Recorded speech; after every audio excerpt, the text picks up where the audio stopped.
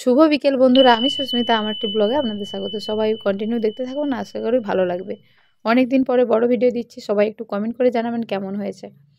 তারপরে রাস্তায় যেতে যেতে আমরা গান করতে করতে যাচ্ছিলাম। এই পথে যদি না শেষ হয় তবে কেমন হতো তুমি বলো তো। মেয়ে তো মজা করে বলছিল তাহলে তেল শেষ হয়ে যেত। আর বরমাসায় আসলে যাওয়ার কিন্তু পুরোটা ইচ্ছে ছিল না, মানে আমি তো জানতাম যে ও বাসে তুলে দিয়ে চলে যাবে। তারপরে দেখছি সে পুরোটাই গেল, আমি কিছু বলিনি। আমি বাসে যেতে একটুও ভালোবাসিনি, যা হোক যাচ্ছে সেটা খুশি হয়েছি। এখানটা একটু বসে আমরা বরমশাই চা খেয়ে নিয়েছিল, আর আমি খেয়েছিলাম একটা গাম, আর মেয়েকে দিলাম চিপস। এই খেয়ে তারপরে চলে যাচ্ছিলাম।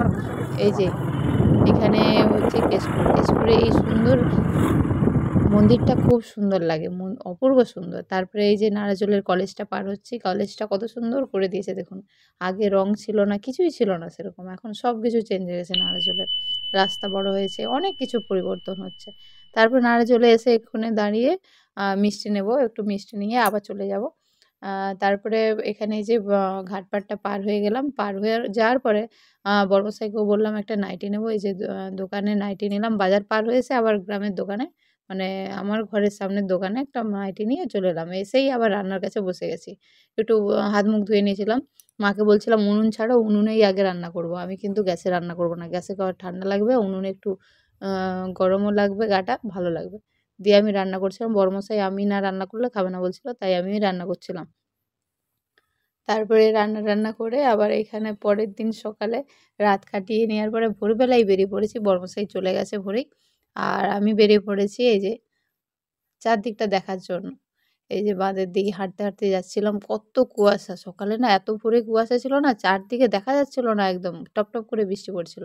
আমি তখন প্রায় ৯টা সাড়ে ৯টার দিকে, তখনও দেখুন হালকা হালকা কুয়াশা আছে। এত কুয়াশা হয়েছিল ওই দিনে। তারপরে মেয়ে একটু বাঁধটা একটু ছুটাছুটি করছিল। এখানে দেখুন ধান টান তলা দিয়েছে, ধান গাছ হবে বলে। এইখানটায় না আমি বিয়ের আগে প্রায় হাঁটতে আসতাম, ছুটতে আসতাম ভোরবেলা। আর খুব সুন্দর জায়গা, কেউ বিরক্ত করতে নেই, খুব সুন্দর জায়গা।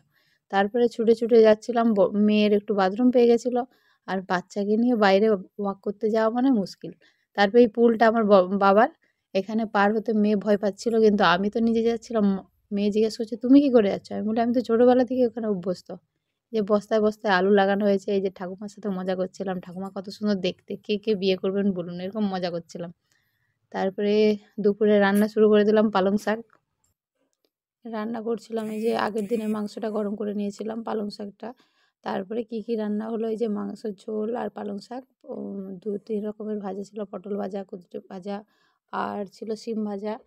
আর ছাদের উপর কত কিছু গাছ লাগানো আছে, এই দেখুন গাছগুলো শেয়ার করলাম আপনাদের সাথে। তারপর আবার সন্ধ্যেবেলা রান্না করতে বসে গেছিলাম, যেহেতু সন্ধ্যের দিকেই রান্না হয়ে যায় এখানে, 7টা বাজতে বাজতে রুটি তরকারি সব হয়ে যায়, কারণ বেশি রাত করে থাকে না কেউ, খেয়ে দিয়ে শুয়ে পড়ে। ওই যে ফুলকপির তরকারিটা করছিলাম। সন্ধে হলে এত ঠান্ডা লাগে, আমি বলি উনুনটা দিয়ে ছাড়ো, আমি রান্নাটা করে দিচ্ছি। মা সব জোগাড় যন্ত্র করে দিচ্ছিলো, আমি রান্না করছিলাম।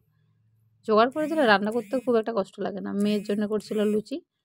আর ভিডিওটা এই পর্যন্ত, ভালো লাগলে অবশ্যই একটা লাইক করবেন। টাটা, সবাই ভালো থাকবেন, সুস্থ থাকবেন, টাটা।